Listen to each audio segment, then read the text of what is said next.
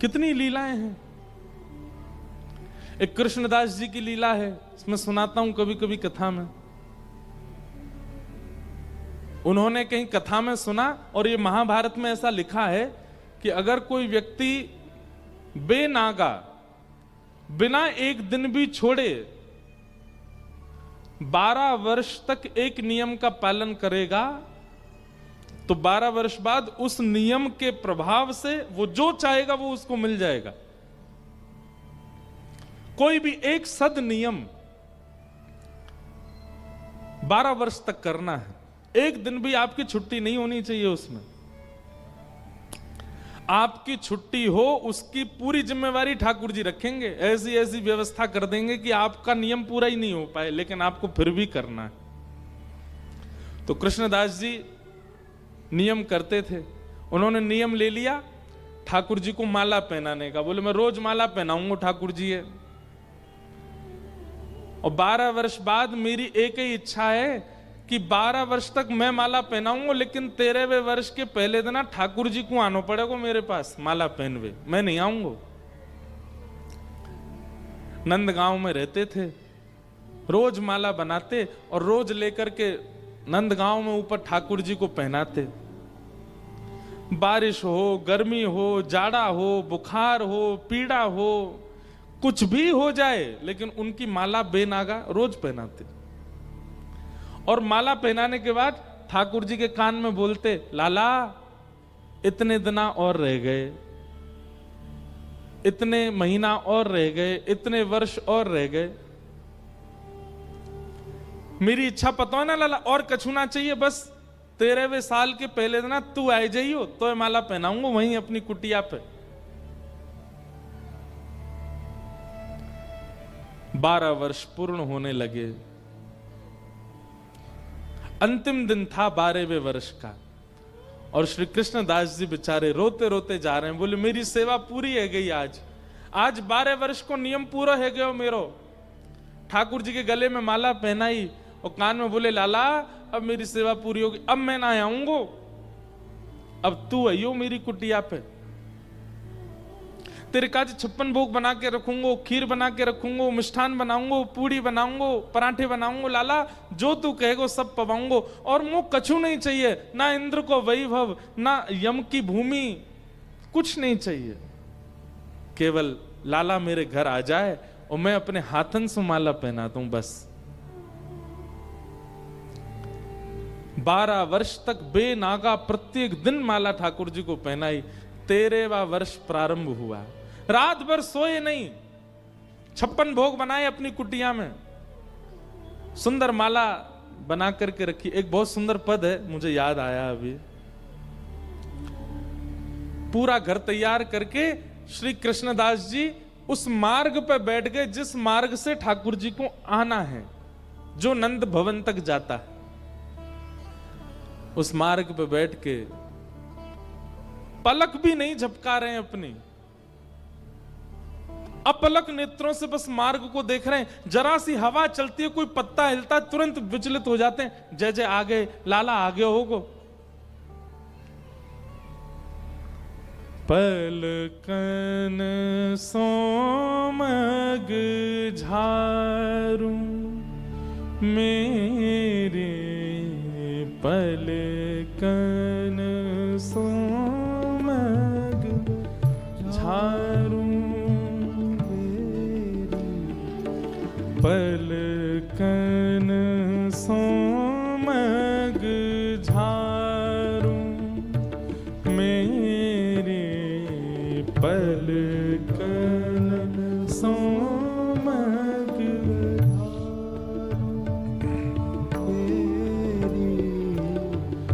जामग मेरो गिरधार आवे, जामग मेरो गिरधार आवे, जामग मेरो गिरधार आवे, जामग मेरो मग को मतलब रास्ता।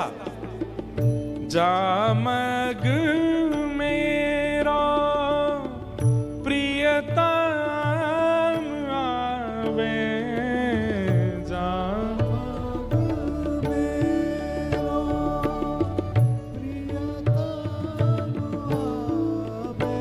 हे तन मन जो बनवारू, मैं तो तन मन वारू, मेरी पलकन सोमग झारू, मेरी पलकन सोमग, पलकन सोमग झारू, मेरे पलकन सोमग झारू, मेरी सेज सवारू, चंवर डुरावू, सेज सवारू, चंवर डुरावू, मधुर मधुर स्वर गाऊं, मधुर मधुर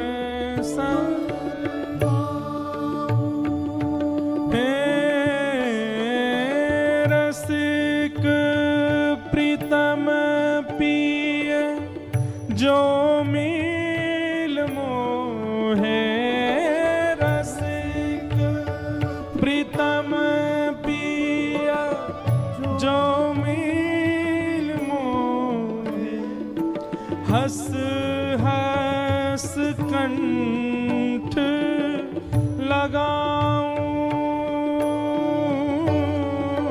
हस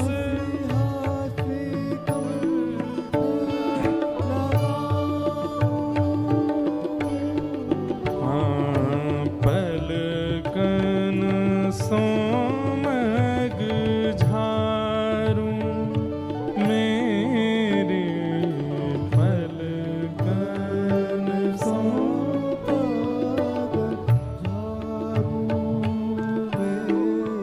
हे जामग मेरो गिरधार आवे, जामग मेरो गिरधार आवे। बंधुओं, प्रेम ऐसा होता है कि जिस राह पर, जिस डगर में प्रेमी रहता है ना, वो डगर भी प्रिय लगने लगती है। वृंदावन से प्रेम करने वाले, श्री राधा रमन लाल जी से प्रेम करने वाले, वो किसी ब्रजवासी को भी देख लेते हैं ना तो रोने लग जाते हैं कि वे वहां से आए हैं जहां हमारे प्रियतम रहते हैं। द्वारिका लीला में एक प्रसंग आता है कि श्री ठाकुर जी रोज एक करवट से सोते हैं।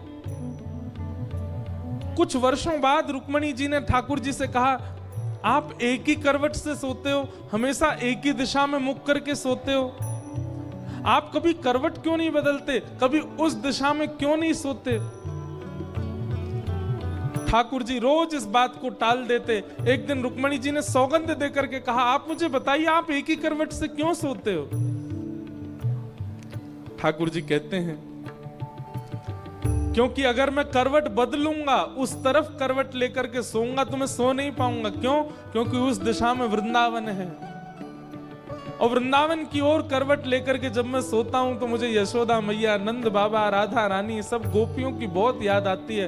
रात भर मेरे नेत्रों से नीर बहने लग जाता है, इसलिए मैं करवट बदल के सोता हूं ताकि वृंदावन की ओर, वृंदावन की दिशा में मुझे देखना ना पड़े, नहीं तो मैं रोक नहीं पाऊंगा स्वयं को।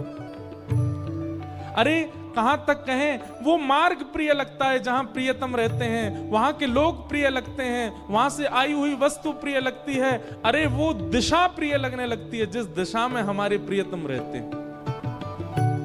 जामग मेरो गिरधर आवे, जामग मेरो गिरधर आवे, तन मन जोवन वारू, तन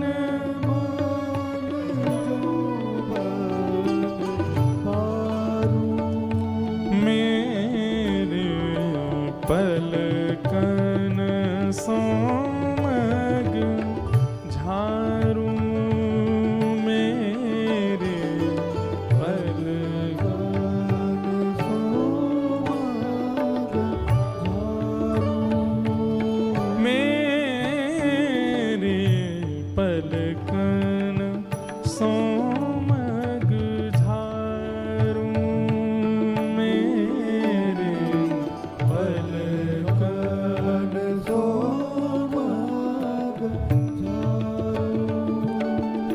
कृष्णदास आज सुबह से बैठे हैं उसी मार्ग में जिस मार्ग से नंद भवन से ठाकुर जी आएंगे।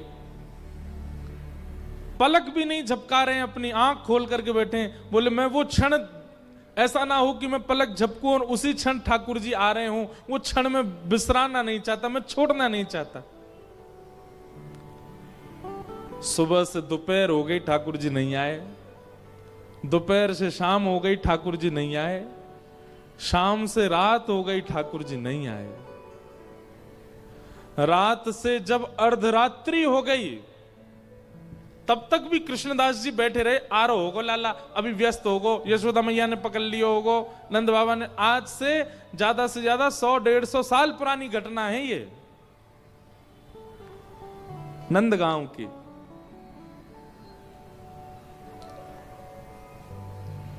ठाकुर जी नहीं आए। जब आधी रात हो गई, 13वें वर्ष का दूसरा दिन प्रारंभ होने लगा। पहला दिन तो निकल गया, बस अभी प्रारंभ होने में 1-2 घंटे बचे हैं। कृष्णदास जी बोले जे नहीं आवेगो। अरे मैंने गलती कर दी, 12 साल निकाल दिए या की आश में। मुझे कहा पतो, मुझे तो पहले तो पतो ये 1 नंबर को छलिया है, और ये तो बात को पक्को ना है। ब्रजवासी ने कह के गए परसों आ जाऊंगा, बरसों तक लौट के नहीं आयो। मैंने कौन के चक्कर में 12 वर्ष अपने व्यर्थ कर दिए। अरे कौन की कथा सुन के आए गए मैं, वहां में मैंने सुन ली 12 वर्ष नियम करने मोए। आज मैंने 12 वर्ष तक ना धूप देखी, ना ताप देखी, ना बारिश देखी, ना बीमारी देखी। रोज गयो माला पहनावे, और कछु मांगी तो है ना, कोई इंद्र की संपत्ति मांगी हो, ब्रह्मा को लोक मांगो हो, कछु तो मांगो नहीं, केवल इतना ही तो मांगो मेरी कुटिया में आ जाइयो। नहीं आयो। हमारे ब्रज के लोग ऐसे ही हैं, जब गुस्सा आवे ना तो तू तड़ाक पे ही आ जाएं। और हमारे ब्रजवारे प्रेम में भी तू तड़ाक में ही आ जाएं। 2 स्थितियां ब्रजवासी की, बहुत प्रेम में आ जाएंगे तो भी तू तड़ाक पे आ जाएंगे, और बहुत क्रोध में आ जाएंगे तो भी तू तड़ाक पे आ जाएंगे। अगर ब्रजवाले आपसे आप करके बोल रहे हैं तो समझना ना तो इनको हमसे प्रेम है, ना इनको हमसे बैर है। अगर वो प्रेम या बैर में होंगे तो सीधे तू पे ही आएंगे।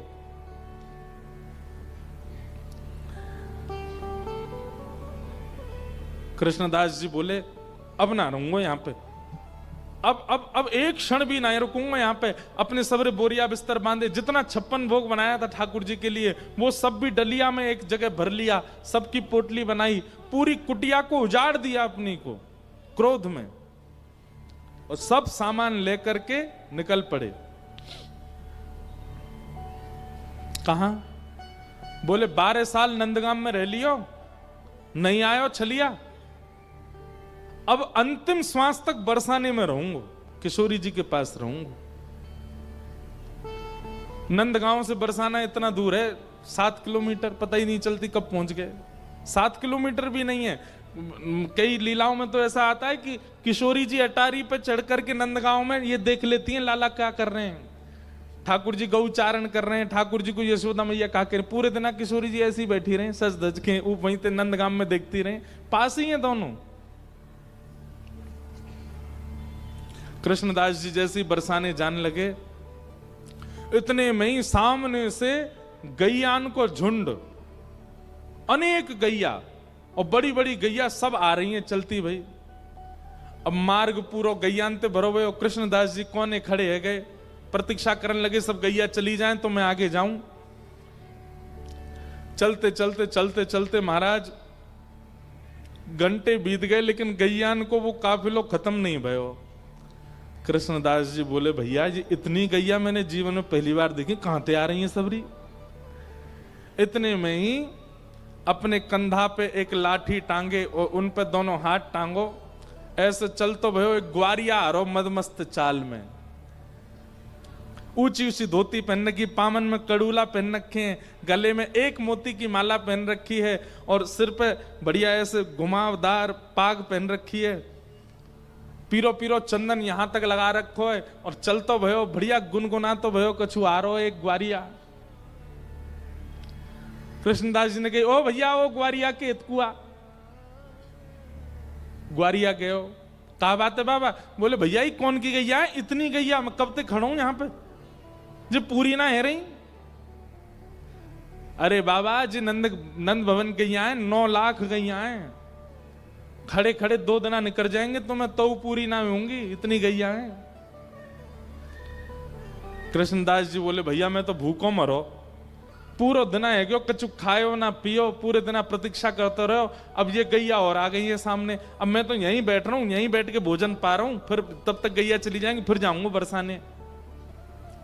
ग्वारिया बोले बाबा कछु खावे को तो मुँह खवाए दो। कृष्णदास जी बोले बैठ जा, तू बैठ जा। और वो ग्वारिया सामने बैठ गया, यहाँ कृष्णदास बैठ गए, पोटली खोली, बढ़िया डलिया निकाली, ले भैया उठा के तू भी पातो रहे। बाबा मेरे हाथ में गोबर बहुत लग रहा है, एक बार स्वयं पालो फिर दूसरी बार मुंह वो पवाई दे करो। कृष्णदास जी बोले हम बे है तो तू नंदगाम कोई ना, ऐसे ही तेरो स्वामी है, वानु जीवन भर सेवा करवाई है, ऐसी तुम सब नंदगाम बारे जाते जाते हो चैन ते जान थोड़ी दोगे। अब वो सेवा कराए लोग आ जाएंगे तो कुआ मुंह खोल अपनो। ग्वारिया ने मुंह खोल लियो। अब कृष्णदास जी एक बार पामे और फिर अपने ही हाथ से वाकू पवा रहे हैं। पाते पाते ग्वारिया के नेत्रन से आंसू आने लगे। कृष्णदास जी बोले भैया रो काई करो, का भयो। बोले बाबा मैं यूं सोच रहा हूं 12 साल ते एक दिन ऐसा नहीं निकलो कि मैंने माला आपके हाथ की नहीं पहनी हो, पर आज पूरा दिना निकल गयो मैंने माला नहीं पहनी सुबह से। जैसे ही कृष्णदास जी ने सुनी माला नहीं पहनी, हाथ पकड़ लियो, कौन है तू, अपना रूप दिखा। तुरंत त्रिभंग लली श्याम सुंदर प्रकट है गए ग्वारिया के रूप में। और बाबा तो बोले देख बाबा अपनो वचन निभायो मैंने, अभी 12वें वर्ष को अंतिम दिना पूरो नहीं भयो, 13वें वर्ष को पहले दिना अभी पूरो नहीं भयो, मैं आ गयो तेरे पास। अब मत कहियो कि मैंने नियम पूरा, ला चल माला पहना दे। कृष्णदास जी के नेत्र लाल पड़ गए, मुख ताम्र वर्ण का हो गया।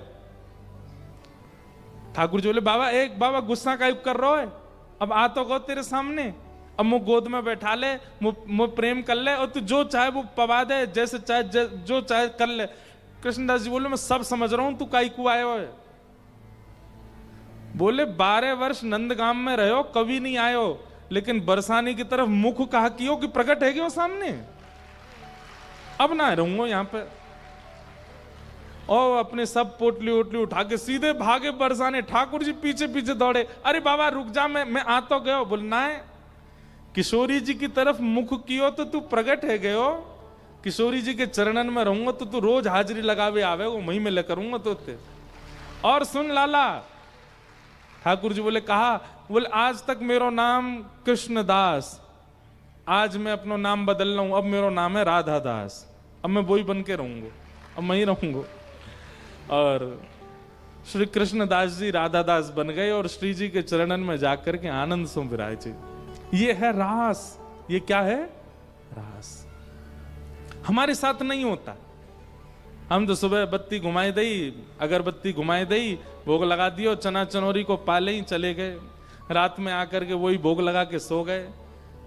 आजकल बस थोड़ी बहुत नाम जप में थोड़ी रुचि बन गई है, थोड़ी कथा वथा सुन लेते हैं, इसके अलावा कुछ नहीं। हमारी इच्छा ही नहीं है कि हमारे ठाकुर हमारे संग रास करें, तो वो भी क्यों करेंगे। आज ही विचार करो कि ठाकुर जी बहुत दिन है गए, लड्डू गोपाल बने, यूं ही रहे हो हमेशा, अब ने हमारी सेवा को फल हमें दो। का फल चाहिए? वैकुंठ नहीं चाहिए, स्वर्ग नहीं चाहिए, अब फल ये चाहिए कि आप सहज है कि हमसे बात करो, हमारे साथ घूमो, हमारे संग चलो, कोई और को नहीं दिखने चाहिए, कोई और को पता नहीं चले, पर अब हमारे संग रास करो। कथा सुनवे को, नाम जप करवे को, भक्ति मार्ग में चलवे को, यही फल हमें चाहिए कि जब तक हमारे प्राण हैं तन में, हमें रास को अनुभव हो ठाकुर जी के साथ। तो रास का मतलब क्या है? परमात्मा की सहजता को रास कहते हैं। अभी परमात्मा कैसे हैं? अभी परमात्मा सहज नहीं है, असहज हैं। ये देखो पहले दिन आते या 7वें दिन ऐसे ही खड़े हैं, न को परिवर्तन नहीं आयो इनमें। क्यों? ये असहज है। और प्रेम का यही स्वरूप है कि वो असहज व्यक्ति को सहज बना देता है। प्रेम, ठाकुर जी हैं तो बहुत सहज, उनका चित्त, उनका स्वभाव बहुत सहज है, पर हम आप सब लोगों की भावना को वो देखना चाह रहे हैं। अगर वो प्रेम युक्त होगी तो ठाकुर जी सहज बनने को तो तैयार बैठे हैं, आप सहज बनाओ उनको। इसी को कहते हैं रास, ठाकुर जी की सहजता। ब्रज की गोपियां, ये ब्रज की गोपियां कौन है? ये सामान्य स्त्रियां नहीं है। श्रुति रूपा, रुचि रूपा, स्मृति रूपा सब गोपियां हैं। ये सब गोपियां ठाकुर जी को प्राप्त करना चाहती हैं। ये दंडकारण्य वन के संत हैं, जो रामावतार में संत दंडक वन में बैठ करके राम दर्शन की उपासना कर रहे थे, वही सब संत ही द्वापर में गोपी बनकर के आए हैं। इन सब गोपियों को ठाकुर जी के जन्म से ही पता है कि ये पर ब्रह्म है, ये परमात्मा है।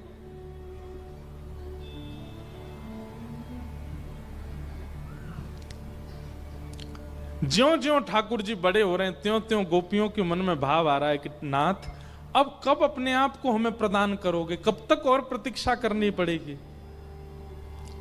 एक दिन ठाकुर जी ने सब गोपियों को आश्वासन किया, देखो संसार ये जानता है कि मैं ब्रज को लाला हूं, तुम सब गोपी हो, पर मैं ये जानता हूं कि आप सब अनेक ऋषि हो जो अनेक वर्षों से मेरी प्रतीक्षा कर रहे हो, और मैं परमात्मा हूं। अब ये परमात्मा और जीवात्मा के मिलन का समय दूर नहीं है। आगामी शरद पूर्णिमा को हम आप सबके साथ रास विहार करेंगे। गोपियां प्रतीक्षा कर रही हैं शरद पूर्णिमा की। हमने एक कथा में बताया था ठाकुर जी ने शरद पूर्णिमा ही क्यों चुनी। सब लोग इधर देखो, बहुत सावधानी से सुनो।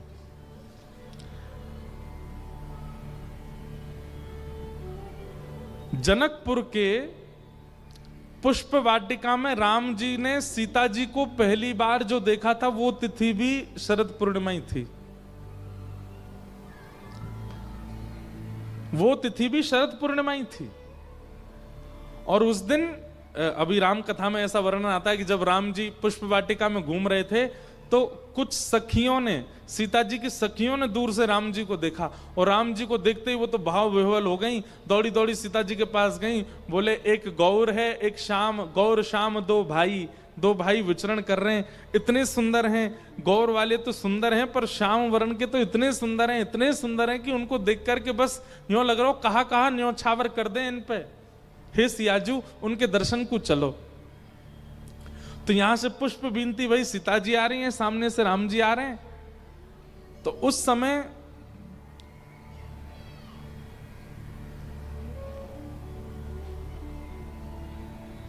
सीता जी ने जैसे ही राम जी को देखा, राम जी ने सीता जी को देखा, दोनों ने एक दूसरे का वर्ण कर लिया। लेकिन उस समय जितनी सखियां सीता जी के साथ में पुष्प वाटिका में थी, वो सब भी राम जी को प्रियतम भाव से वर्ण करना चाह रही हैं। पर राम जी बोले भैया हम मर्यादा पुरुषोत्तम हैं, एक पत्नी व्रती रहेंगे, और ये इतनी सारी सब सखियां जो हैं हमको घूर रही हैं, ये कैसे संभव होगा पूर्ण। तो मानो इशारों इशारों में राम जी ने उन सखियों को भी आश्वासन दिया अभी आप चिंता मत करिए, अभी तो हमको सीता जी का ही होने दीजिए, पर द्वापर में जब हम कृष्ण बन करके आएंगे तब आप सब ब्रज की गोपी बन के आओगे और आप सबके प्रति वही भाव जो एक प्रिया प्रियतम का होता है वैसा भाव हम प्रकट करेंगे। अच्छा, एक